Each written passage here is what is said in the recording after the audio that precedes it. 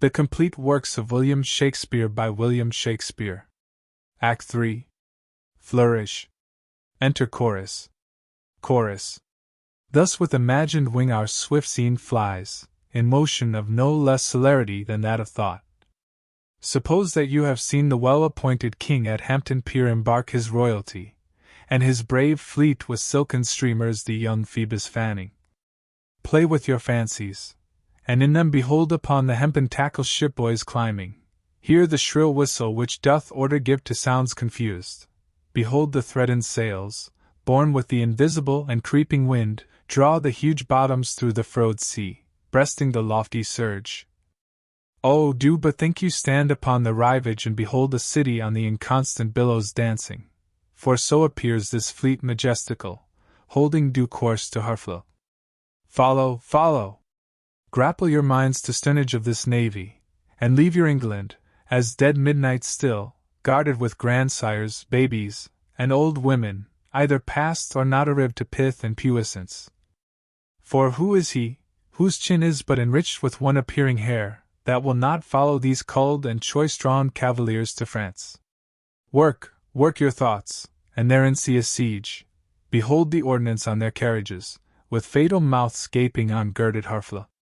Suppose the ambassador from the French comes back, tells Harry that the king doth offer him Catherine his daughter, and with her, to dowry, some petty and unprofitable dukedoms. The offer likes not, and the nimble gunner with linstock now the devilish cannon touches, alarum and chambers go off. And down goes all before them. Still be kind, and eke out our performance with your mind. Exit. Scene I. France. Before Harfleur. Alarum. Enter King Henry, Exeter, Bedford, Gloucester and soldiers, with scaling ladders. King Henry. Once more unto the breach, dear friends, once more, or close the wall up with our English dead. In peace there's nothing so becomes a man as modest stillness and humility, but when the blast of war blows in our ears, then imitate the action of the tiger, stiffen the sinews, summon up the blood, disguise fair nature with hard-favored rage, then lend the eye a terrible aspect, let it pry through the portage of the head like the brass cannon. Let the brow o'erwhelm it as fearfully as does a galled rock o'erhang, and jutty his confounded base, swilled with the wild and wasteful ocean. Now set the teeth and stretch the nostril wide, hold hard the breath, and bend up every spirit to his full height. On, you noblest English, whose blood is fet from fathers of war proof. Fathers that, like so many Alexanders, have in these parts from morn till even fought, and sheathed their swords for lack of argument. Dishonor not your mothers, now attest that those whom you called fathers did beget you. Be copy now to men of grosser blood, and teach them how to war. And you, good yeomen, whose limbs were made in England, show us here the mettle of your pasture. Let us swear that you are worth your breeding, which I doubt not, for there is none of you so mean and base, that hath not noble lustre in your eyes. I see you stand like greyhounds in the slips, straining upon the start. The game's afoot. Follow your spirit, and upon this charge cry, God for Harry! England and St. George! Exeunt. Alarum and chambers go off. Scene 2. The same. Enter N.Y.M. Bardolph, pistol and boy. Bardolph. On. To the breach, to the breach. N.Y.M. Pray thee, corporal, stay. The knocks are too hot, and for mine own part, I have not a case of lives. The humor of it is too hot, that is the very plain song of it. Pistol. The plain song is most just, for humors do abound. Knocks go and come, God's vassals drop and die, and sword and shield, in bloody field, doth win immortal fame. Boy. Would I were in an alehouse in London! I would give all my fame for a pot of ale in safety. Pistol. And I. If wishes would prevail with me, my purpose should not fail with me, but thither would I hie. Boy. As duly, but not as truly, as bird doth sing on bough. Enter Fluellen. Fluellen. Up to the breach, you dogs! Avaunt, you lions! Driving them forward. Pistol. Be merciful, great Duke, to men of mold. Abate thy rage, abate thy manly rage, abate thy rage, great Duke. Good Bawcock, bate thy rage, use lenity, sweet Chuck. N.Y.M. These be good humors. Your honor wins bad humors. Accent all but boy. Boy. As young as I am, I have observed these three swashers. I am boy to them all three, but all they three, though they would serve me, could not be man to me, for indeed three such antics do not amount to a man. For Bardolph, he is white-livered and red-a-faced, by the means whereof a faces it out, but fights not. For Pistol, he hath a killing tongue and a quiet sword, by the means whereof a breaks words, and keeps whole weapons. For N.Y.M., he hath heard that men of few words are the best men, and therefore he scorns to say his prayers, lest us should be thought a coward. But his few bad words are matched with as few the deeds, for N never broke any man's head but his own, and that was against a post when he was drunk. They will steal anything, and call it purchase. Bardolph stole a lute case, bore it 12 leagues, and sold it for 3 halfpence. N.Y.M. and Bardolph are sworn brothers in filching, and in Calais they stole a fire shovel. I knew by that piece of service the men would carry coals.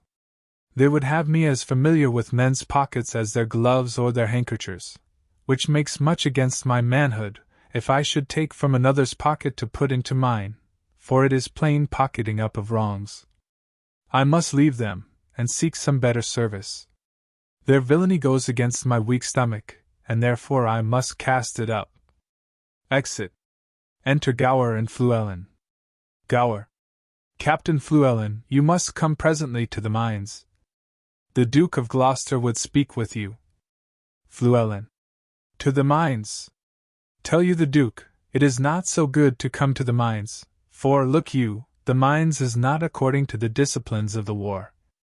The concavities of it is not sufficient, for, look you, the adversary, you may discuss unto the Duke, look you, is digged himself 4 yard under the countermines.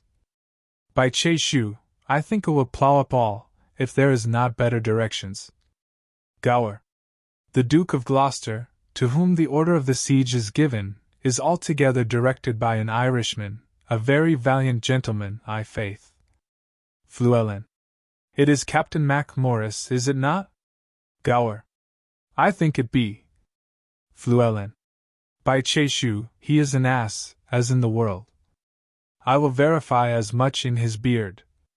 He has no more directions in the true disciplines of the wars, look you, of the Roman disciplines, than is a puppy dog. Enter Macmorris and Captain Jammy. Gower. Here it comes, and the Scots captain, Captain Jammy, with him. Fluellen. Captain Jammy is a marvellous valorous gentleman, that is certain, and of great expedition and knowledge in the ancient wars, upon my particular knowledge of his directions. By chase you, he will maintain his argument as well as any military man in the world, in the disciplines of the pristine wars of the Romans. Jammy. I say good day, Captain Fluellen. Fluellen. God den to your worship, good Captain James. Gower. How now, Captain Mac Morris? Have you quit the mines? Have the pioneers given o'er? Mac Morris. By Crish la! 'Tish ill done. The work ish give over, the trumpets sound the retreat. By my hand I swear, and my father's soul, the work ish ill done, it ish give over. I would have blowed up the town, so Crish save me, la! In an hour. Oh, 'tish ill done, 'tish ill done, by my hand, 'tish ill done. Fluellen. Captain Mac Morris, I beseech you now, will you vouchsafe me, look you, a few disputations with you, as partly touching or concerning the disciplines of the war, the Roman wars, in the way of argument, look you, and friendly communication, partly to satisfy my opinion, and partly for the satisfaction, look you, of my mind, as touching the direction of the military discipline, that is the point. Jammy. It's all be very good, good fife, good captain's bath, and I saw quit you with good leave, as I may pick occasion, that's all I marry. Macmorris. It is no time to discourse, so Krish save me. The day is hot, and the weather, and the wars, and the king, and the dukes. It is no time to discourse. The town is besieged, and the trumpet call us to the breach, and we talk, and be Krish, do nothing. 'Tis shame for us all. So God essay me, 'tis shame to stand still, it is shame, by my hand, and there is throats to be cut, and works to be done, and there ish nothing done, so Krish essay me, la. Jammy. By the mess, ere these eyes of mine take themselves to slumber, I'll do good service, or I'll lig I the grunt for it, aye, or go to death, and I'll pay't as valorously as I may, that's all I sually do, that is the breath and the long. Mary, I wad full fain heard some question tween you tway. Fluellen. Captain Macmorris, I think, look you, under your correction, there is not many of your nation, Macmorris. Of my nation? What ish my nation? Ish a villain, and a bastard, and a knave, and a rascal? What ish my nation? Who talks of my nation? Fluellen. Look you, if you take the matter otherwise than is meant, Captain Macmorris, peradventure I shall think you do not use me with that affability as in discretion you ought to use me, look you, being as good a man as yourself, both in the disciplines of war, and in the derivation of my birth, and in other particularities. Macmorris. I do not know you so good a man as myself. So Krish save me, I will cut off your head. Gower. Gentlemen both, you will mistake each other. Jammy. Ah. That's a foul fault. A parley sounded. Gower. The town sounds a parley. Fluellen. Captain Macmorris, when there is more better opportunity to be required, look you, I will be so bold as to tell you I know the disciplines of war, and there is an end. Exeunt. Scene 3. Before the gates. The governor and some citizens on the walls, the English forces below. Enter King Henry and his train. King Henry. How yet resolves the governor of the town? This is the latest parle we will admit, therefore to our best mercy give yourselves, or like to men proud of destruction defy us to our worst, for, as I am a soldier, a name that in my thoughts becomes me best, if I begin the battery once again, I will not leave the half-achieved Harfleur till in her ashes she lie buried. The gates of mercy shall be all shut up, and the flesh soldier, rough and hard of heart, in liberty of bloody hand shall range with conscience wide as hell, mowing like grass your fresh fair virgins and your flowering infants. What is it then to me, if impious war, arrayed in flames like to the prince of fiends, do with his smirched complexion all fell feats and linked to waste and desolation? What is to me, when you yourselves are cause, if your pure maidens fall into the hand of hot and forcing violation? What rein can hold licentious wickedness when down the hill he holds his fierce career? We may as bootless spend our vain command upon the enraged soldiers and their spoil as send precepts to the Leviathan to come ashore.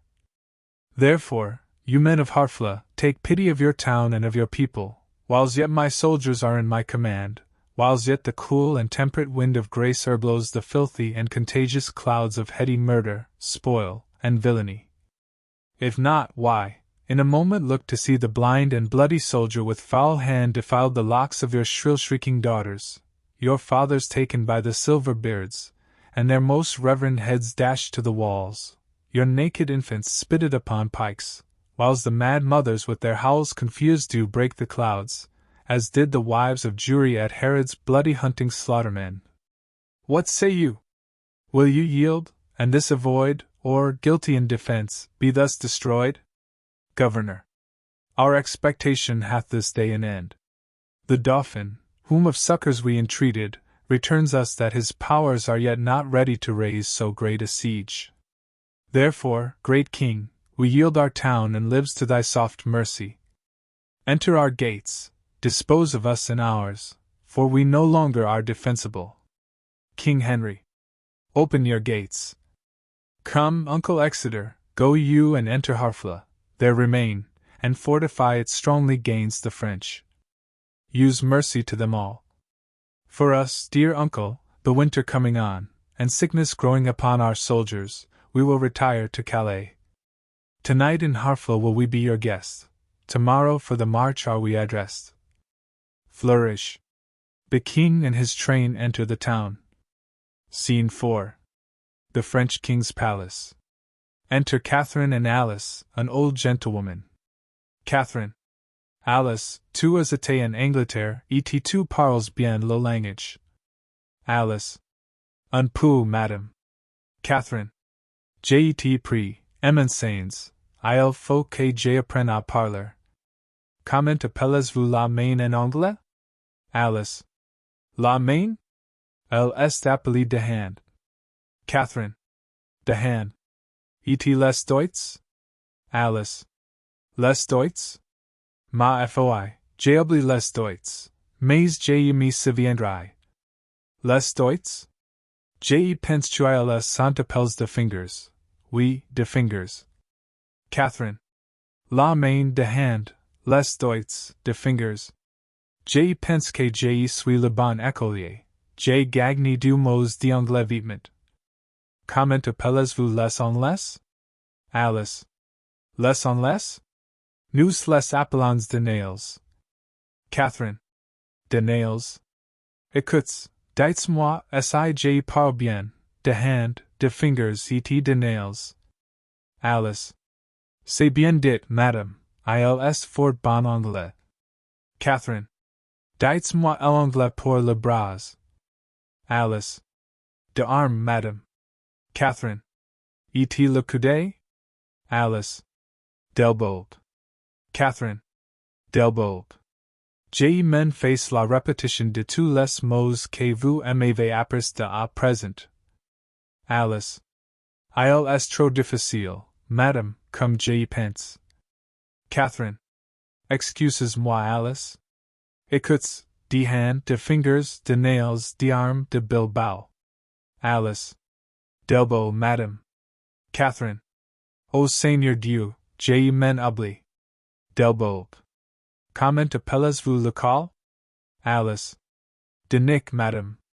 Catherine. De nick. Et le menton? Alice. De chin. Catherine. De sin. Le col, de nick, le menton de sin. Alice. Oui. Sauf votre honneur, en vérité, vous prononcez les mots aussi droit que les natifs d'Angleterre. Catherine.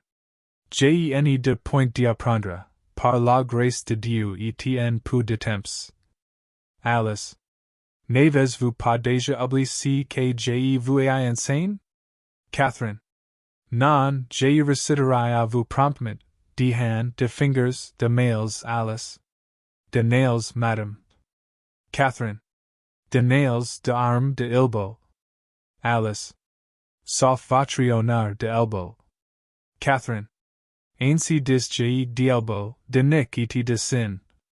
Comment appelez-vous le pied et la robe? Alice. De foot, madame, et de cown. Catherine. De foot et de cown. Ô Seigneur Dieu! Ils sont les mots de son mauvais, corruptible, gros, et impudique, et non pour les dames d'honneur d'user. J'ai ni voudrais prononcer ces mots devant les seigneurs de France pour tout le monde. Fall. Le foot et le cown. Niemens, j'ai réciterai une autre fois ma leçon ensemble, de hand, de fingers, de nails, de arme, de elbow, de nick, de sin, de foot, de cown. Alice. Excellent, madame. Catherine. C'est pour une fois. Allons-nous à dîner. Excellent. Scene V. The same. Enter the King of France, the Dauphin, the Duke of Bourbon, the Constable of France, and others. French King. 'Tis certain he hath passed the river Somme. Constable. And if he be not fought withal, my lord, let us not live in France. Let us quit all and give our vineyards to a barbarous people. Dauphin. O Dieu vivant! Shall a few sprays of us, the emptying of our father's luxury, our scions put in wild and savage stock, spurt up so suddenly into the clouds, and overlook their grafters? Bourbon. Normans, but bastard Normans, Norman bastards.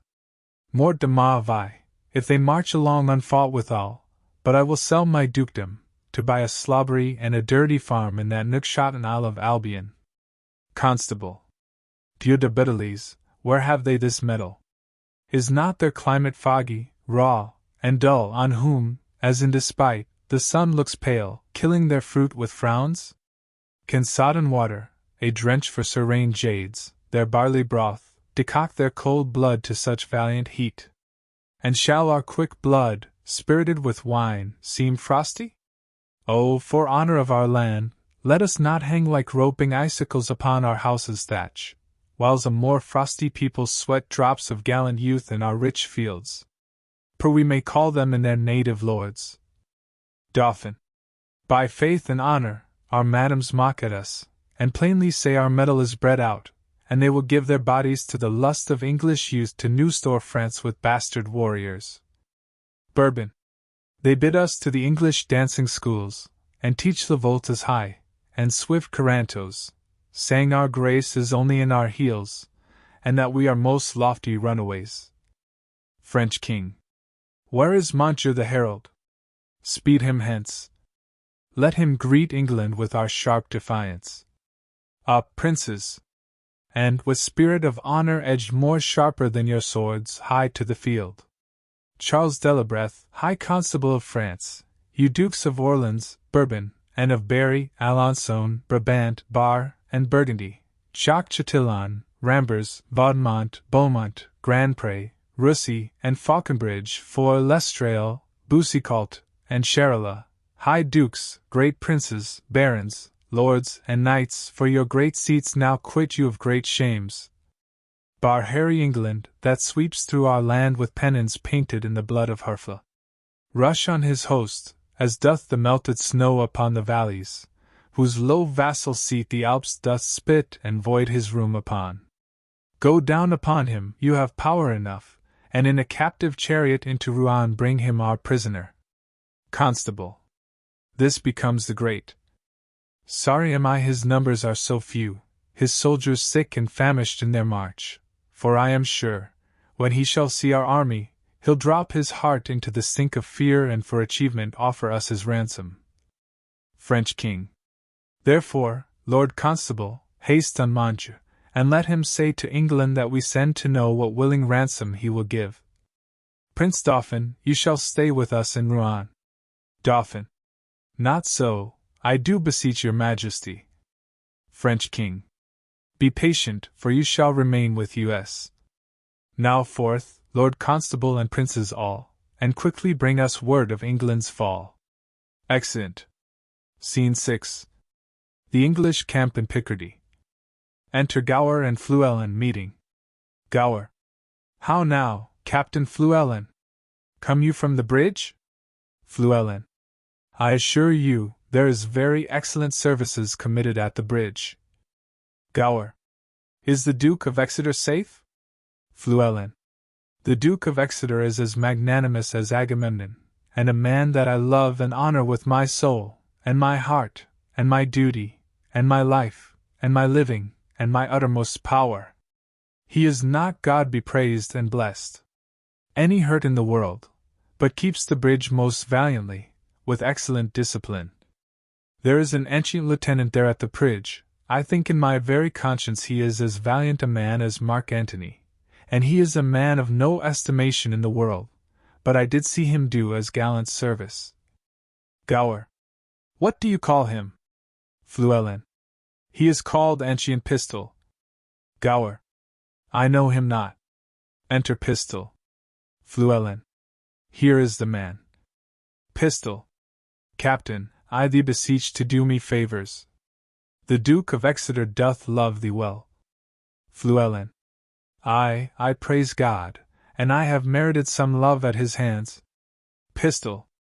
Bardolph, a soldier, firm and sound of heart, and of buxom valor, hath by cruel fate and giddy fortune's furious fickle wheel, that goddess blind, that stands upon the rolling restless stone Fluellen.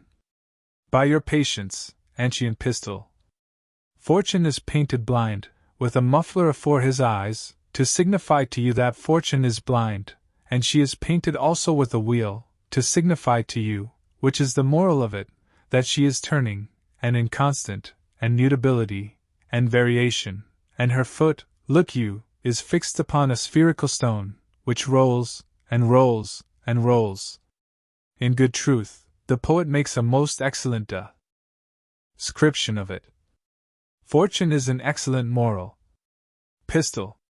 Fortune is Bardolph's foe, and frowns on him, for he hath stolen a pax, and hanged must be, a damned death. Let gallows gate for dog, let man go free, and let not hemp his windpipe suffocate. But Exeter hath given the doom of death for pax of little price. Therefore, go speak, the Duke will hear thy voice, and let not Bardolph's vital thread be cut with edge of penny cord and vile reproach. Speak, Captain, for his life, and I will thee requite.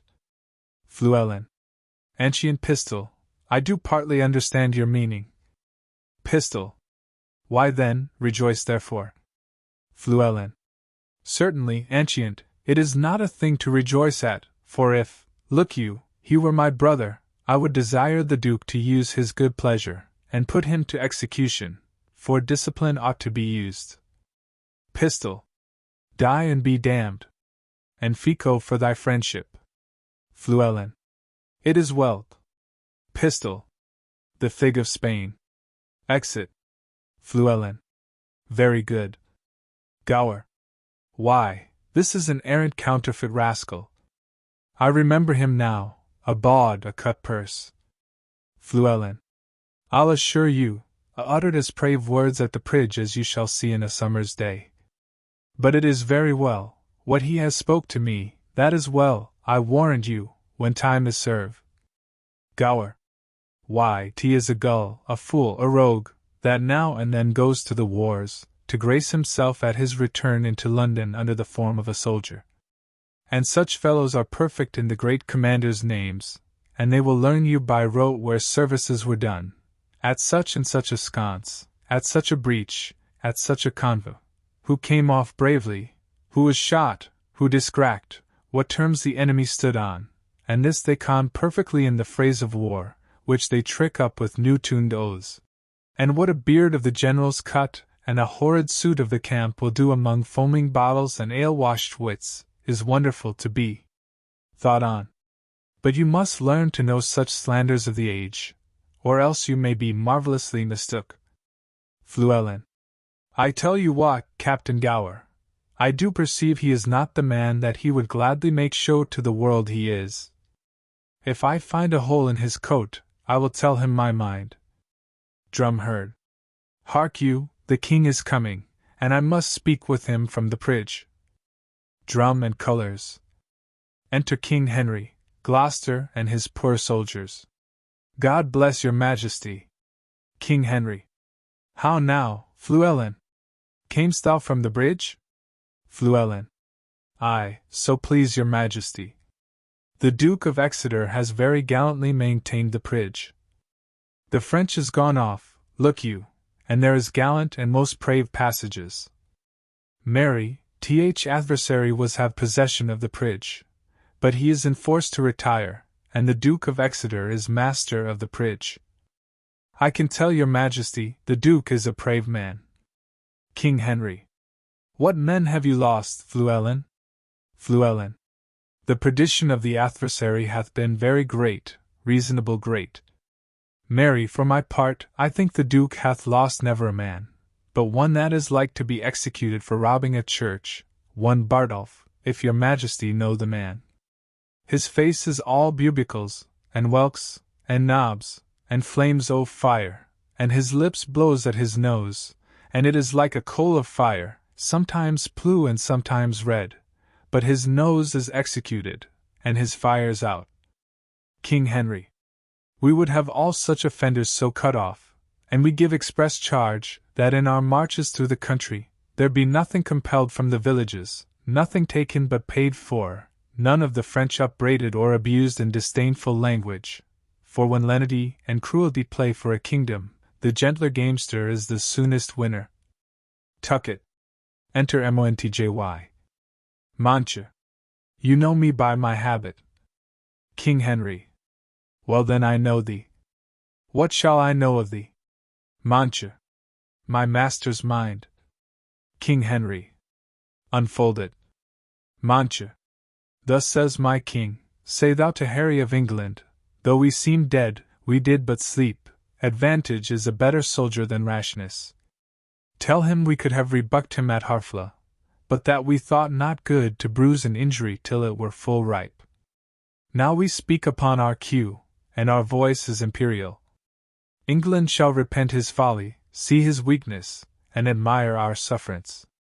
Bid him therefore consider of his ransom, which must proportion the losses we have borne, the subjects we have lost, the disgrace we have digested, which in wait to re-answer, his pettishness would bow under.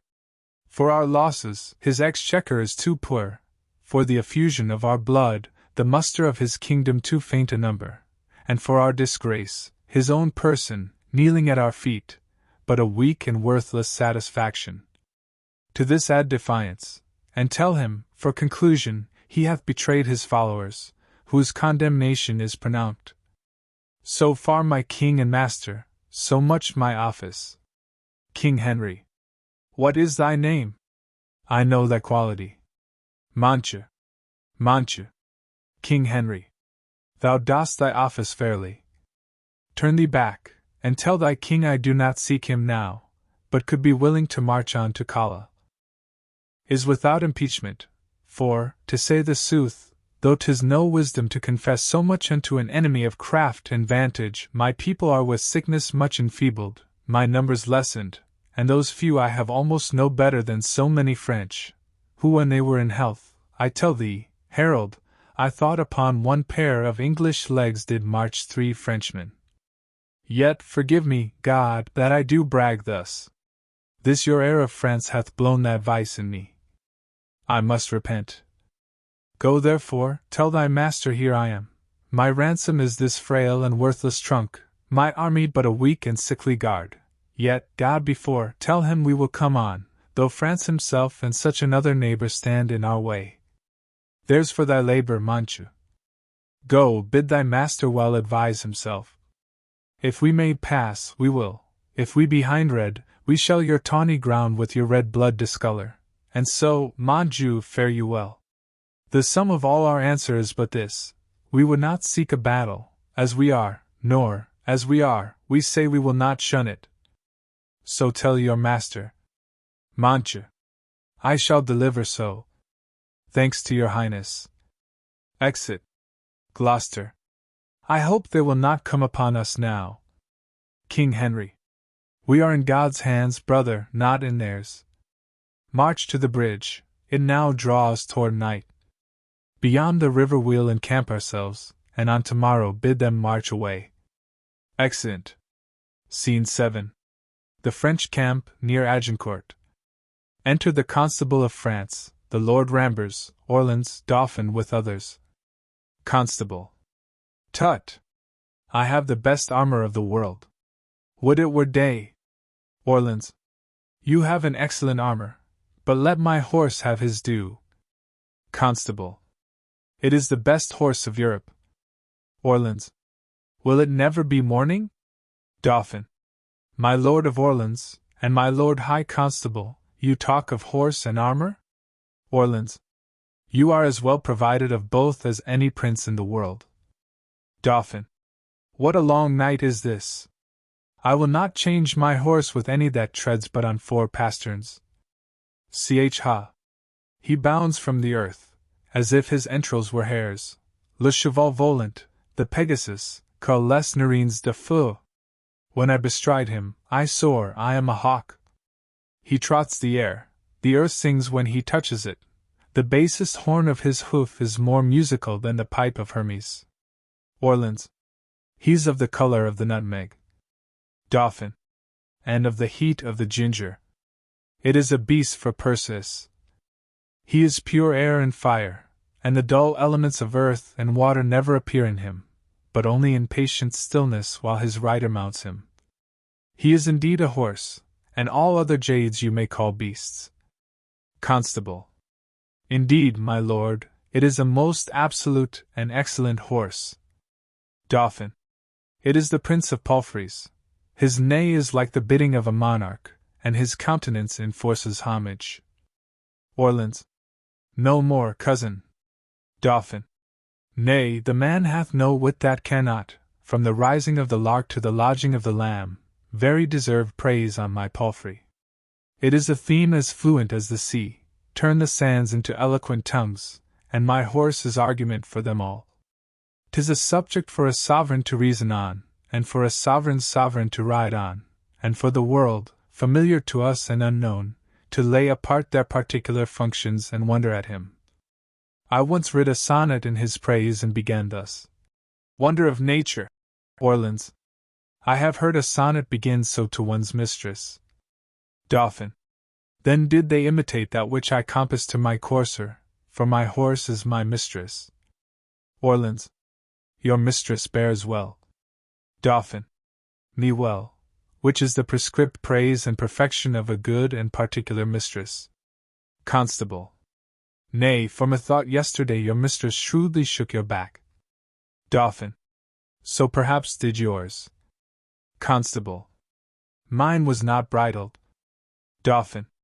Oh, then belike she was old and gentle, and you rode, like a kern of Ireland, your French hose off, and in your straight strausses. Constable. You have good judgment in horsemanship. Dauphin. Be warned by me, then, they that ride so and ride not warily, fall into foul bogs. I had rather have my horse to my mistress. Constable. I had as lief have my mistress a jade. Dauphin. I tell thee, Constable, my mistress wears his own hair. Constable. I could make as true a boast as that, if I had a sow to my mistress. Dauphin. Le chien est retourne à son propre vomissement, et la très lavio bourbier. Thou makes use of anything. Constable. Yet do I not use my horse for my mistress, or any such proverbs so little kin to the purpose. Rambers.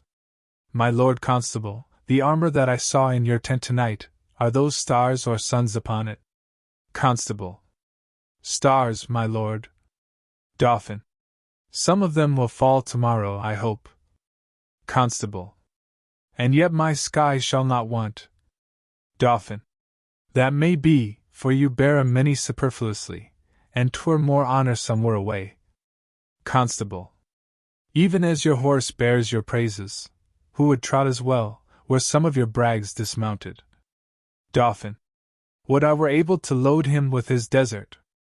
Will it never be day? I.W. I'll trot tomorrow a mile, and my way shall be paved with English faces. Constable. I will not say so, for fear I should be effaced out of my way. But I would it were morning, for I would fain be about the ears of the English. Rambers. Who will go to hazard with me for 20 prisoners? Constable. You must first go yourself to hazard, ere you have them. Dauphin. 'Tis midnight, I'll go arm myself. Exit. Orleans. The Dauphin longs for morning. Rambers. He longs to eat the English. Constable. I think he will eat all he kills. Orleans. By the white hand of my lady, he's a gallant prince. Constable. Swear by her foot that she may tread out the oath. Orleans. He is simply the most active gentleman of France. Constable. Doing his activity, and he will still be doing. Orleans. He never did harm that I heard of. Constable. Nor will do none tomorrow. He will keep that good name still. Orleans. I know him to be valiant. Constable. I was told that by one that knows him better than you. Orleans. What's he? Constable. Marry, he told me so himself, and he said he cared not who knew it. Orleans. He needs not, it is no hidden virtue in him. Constable. By my faith, sir, but it is, never anybody saw it but his lackey. 'Tis a hooded valor, and when it appears it will bait. Orleans. Ill will never said well. Constable. I will cap that proverb with, there is flattery in friendship. Orleans. And I will take up that with, give the devil his due. Constable. Well placked. There stands your friend for the devil. Have at the very eye of that proverb with, a pox of the devil. Orleans. You are the better at proverbs, by how much? A fool's bolt is soon shot. Constable. You have shot over. Orleans. 'Tis not the first time you were overshot. Enter a messenger. Messenger. My Lord High Constable, the English lie within 1,500 paces of your tents. Constable. Who hath measured the ground? Messenger. The Lord Grand Pré. Constable. A valiant and most expert gentleman. Would it were day! Alas, poor Harry of England, he longs not for the dawning as we do. Orleans. What a wretched and peevish fellow is this King of England, to mope with his fat-brained followers so far out of his knowledge. Constable. If the English had any apprehension, they would run away. Orleans. That they lack, for if their heads had any intellectual armor, they could never wear such heavy head-pieces. Rambers. That island of England breeds very valiant creatures. Their mastiffs are of unmatchable courage. Orleans. Foolish curs, that run winking into the mouth of a Russian bear, and have their heads crushed like rotten apples.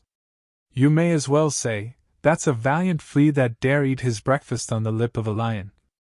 Constable.